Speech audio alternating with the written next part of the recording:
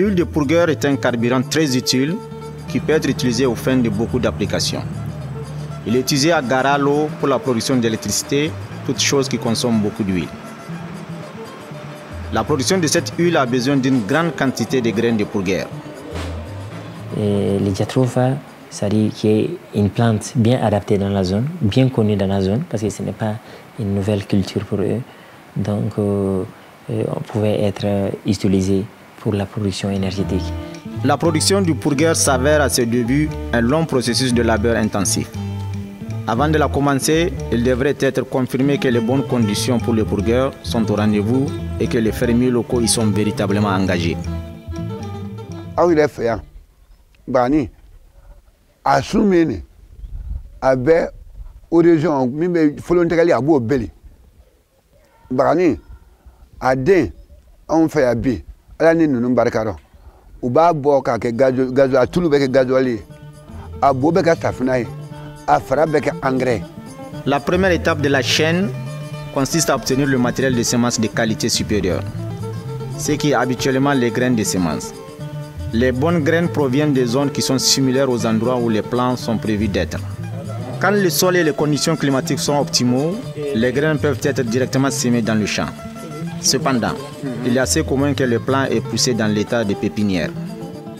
Voilà, ici c'est une pépinière de pourgueur que M. Kanté a installée.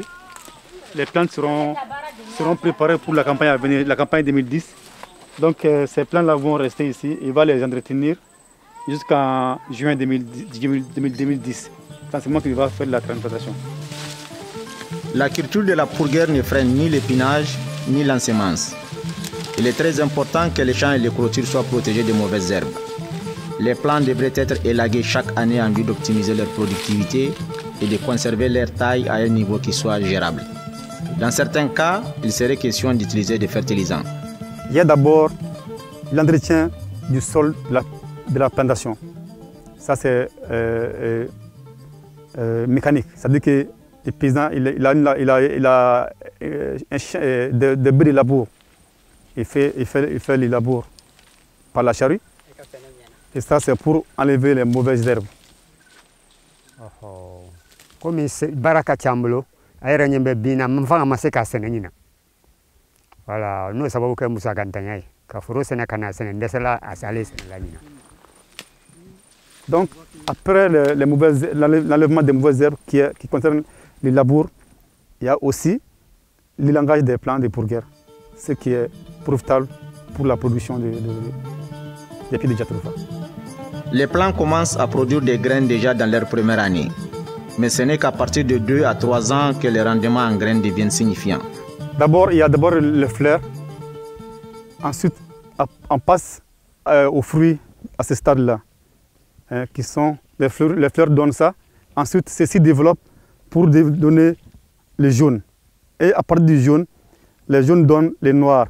Et à ce stade-là, qu'on fait la récolte des graines de pourgueur. Le rendement actuel des plants matures dépend principalement de la fertilité du sol et de l'approvisionnement en eau, sans oublier que les facteurs génétiques et l'entretien des plants demeurent des facteurs importants.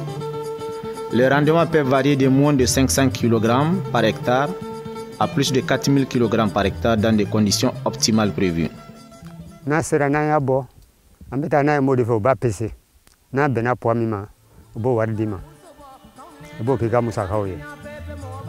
Les fermiers amènent les graines dans les villages, là où elles sont pesées et emmagasinées. Le comité local de pourgueur paie le fermier et prend contact avec la coopérative de Bagani en ce qui concerne la collecte des graines lorsque le magasin local est plein.